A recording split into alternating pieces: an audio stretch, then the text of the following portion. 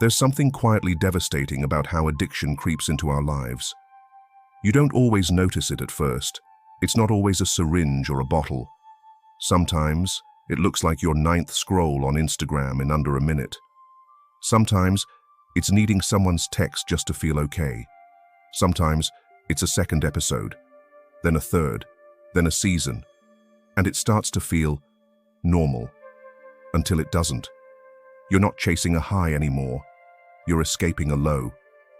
And the scary part is, most of us don't even know where that low comes from. And if you asked Swiss psychologist Carl Jung how to treat addiction, he wouldn't start with a detox. He wouldn't even focus on the behavior.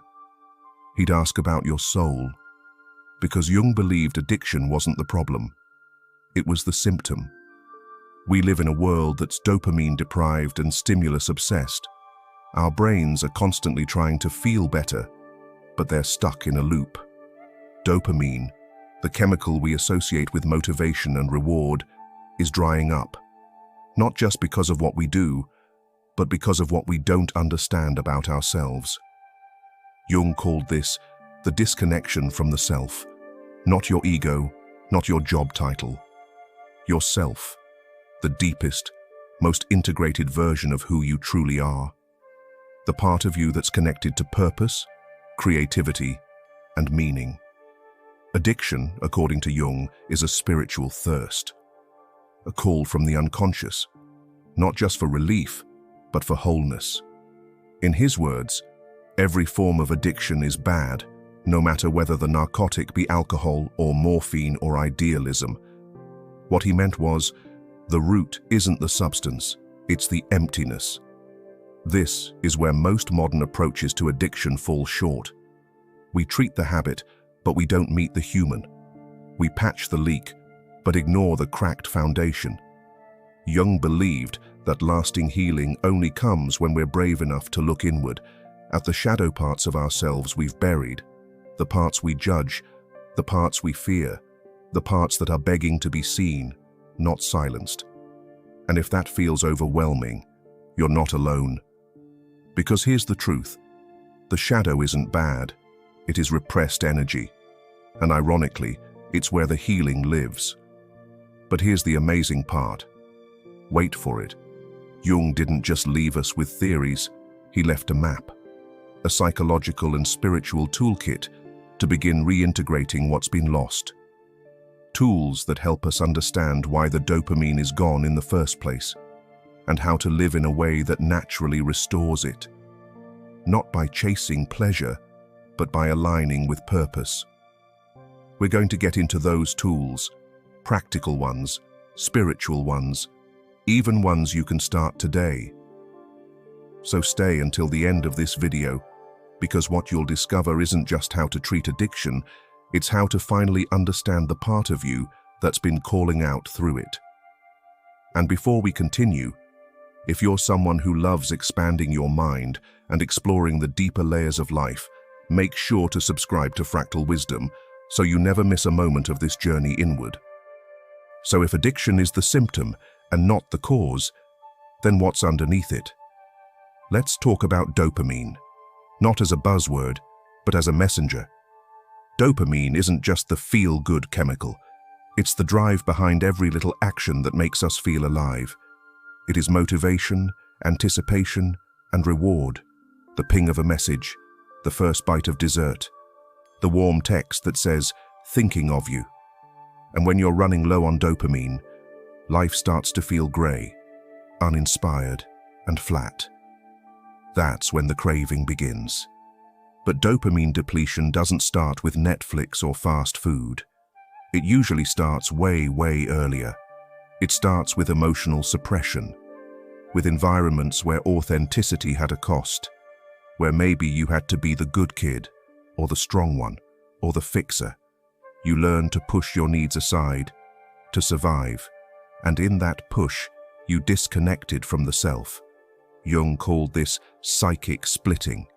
It's when you bury the parts of you that weren't welcome and build a mask instead. And what does the brain do with that kind of chronic disconnection? It searches for relief. Some chase it in a bottle, others in a partner or a screen. But it's not about the thing. It's about the feeling they're trying to recreate. A spark of meaning, a sense of being enough, even if just for a moment. So now we're caught, not in addiction, but in a loop. Inner emptiness, leading to dopamine crash, escape behavior, shame, and then more emptiness. Carl Jung understood that healing this loop isn't about willpower. It's about integration. He once wrote, "We don't become enlightened by imagining figures of light, but by making the darkness conscious." That means turning toward the part of you that's hurting, not avoiding it. That means asking, what pain is this addiction trying to anesthetize? And what part of me have I abandoned in order to cope? This is where Jung's approach radically differs from traditional models. He didn't just want you sober, he wanted you whole. And that wholeness starts with awareness, with seeing the patterns not as failures but as clues, little smoke signals from your unconscious guiding you home. This is why Jung believed dreams were sacred, why symbols and archetypes mattered. They were messages from the parts of ourselves we forgot. The child, the rebel, the healer, the wounded one, all still alive inside you. And until we make space for them, we'll keep trying to feel whole through things that were never meant to complete us. But there's good news, because the moment you stop seeing addiction as a failure and start seeing it as a message, is the moment healing begins. Addiction isn't who you are. It's a coping mechanism your psyche created to protect you from a pain you never got to process. But now, you're ready. You're curious. And that's everything. So let's explore 3 tools, practical, spiritual, and soul-nourishing, that can help you connect with your deeper self and reveal what's really behind those compulsive patterns. These tools aren't about fighting the addiction, they're about listening to it. Tool number 1, shadow work. Carl Jung's most revolutionary idea was the shadow, the hidden part of our psyche where we store everything we've rejected, denied, or judged about ourselves. The anger, the sadness, the jealousy, the fear, even the desire to feel powerful, loved, or seen. These parts don't disappear. They just go underground, and they leak out through our addictions, projections, and patterns. Shadow work is the process of making the unconscious conscious. It's sitting down with yourself and asking, what part of me have I locked away because I thought it was unacceptable? What truth do I not want to look at but desperately need to? You can begin shadow work through journaling. Try asking yourself, if my addiction had a voice, what would it say to me? Write without judgment. Let it speak. You might be surprised how much truth is waiting just beneath the surface. Tool number 2, breath work. Now, Jung never taught breath work, but if he were alive today, he might see it as one of the most direct ways to meet the unconscious, through the body. Breathwork is the practice of using conscious rhythmic breathing to bypass the thinking mind and tap into stored emotional energy. Our breath is the one bodily function that's both automatic and under our control, and it can be used as a portal to the unconscious. When you breathe consciously, especially in a connected or circular pattern, you send a signal to your nervous system that says, it's safe now, you can let go. What often follows is the release of buried emotions, unresolved trauma, or even long-forgotten memories. Some people cry, some laugh, some shake, some feel clarity they've never felt before. This isn't just emotional detox, it's psychological integration. You're clearing the energetic blocks that addiction tried to numb. Addiction numbs, breathwork reveals. Even one session can make you realize the thing you were craving wasn't a substance, it was yourself. Tool number 3, symbolic ritual as a dialogue with the soul. Carl Jung often said, the soul speaks in images. That's why symbols, dreams, and rituals carry such power. They bypass the intellect and speak directly to the unconscious. When we're stuck in addiction, it's not just our habits that are out of sync. It's often our inner world that's been silenced or ignored. Ritual becomes a way to reopen that dialogue.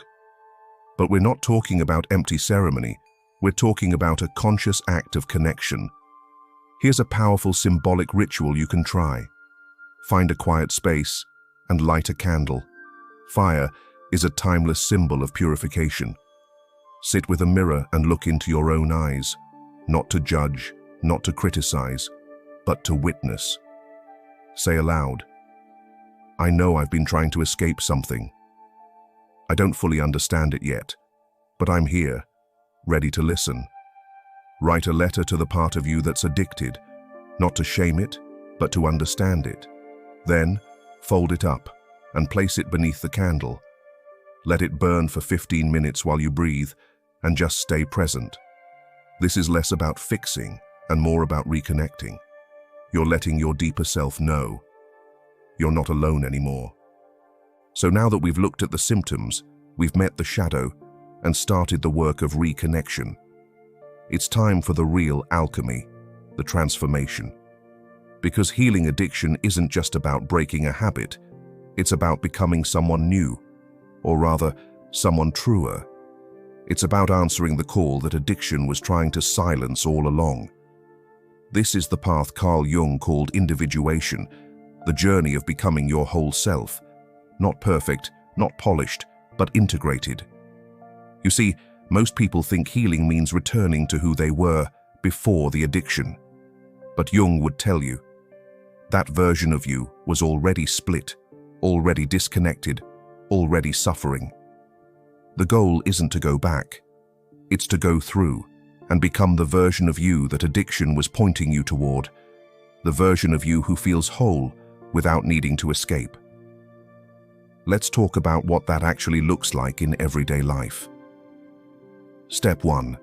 Create a life that feeds your soul, not just your schedule. Jung believed that most neuroses stemmed from a life not lived. That includes the job that drains you, relationships that numb you, the routine that leaves your spirit unexpressed. You don't heal in a vacuum. You heal in an environment that reflects your truth. So ask yourself, what in my life feeds the addiction, and what feeds my authenticity? Start small. One choice a day, one honest conversation, one creative outlet, one boundary honored. These are not just acts of discipline, they are acts of soul. Step 2. Let meaning replace stimulation. Addiction thrives in a life that is overstimulated and underconnected. We scroll instead of speak. We binge instead of reflect. We consume instead of create. So instead of asking, "How do I stop the habit?" ask, "What is this craving asking for, emotionally, spiritually?" Replace the dopamine loop with meaning loops.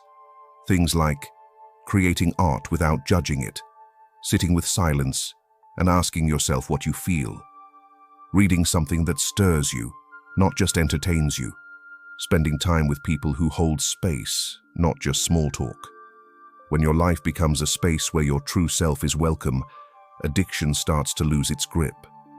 Step 3. See relapse as a messenger, not a failure. Jung was clear. Healing is not linear. The unconscious doesn't move in straight lines. It spirals, it circles, it repeats patterns until they're truly integrated. Relapse, if it happens, isn't shameful. It is information. It's your psyche saying, "You missed something. Let's look again." You are not back at square one. You're just on a deeper layer of the spiral. And this time, you've got tools, awareness, language, community, compassion.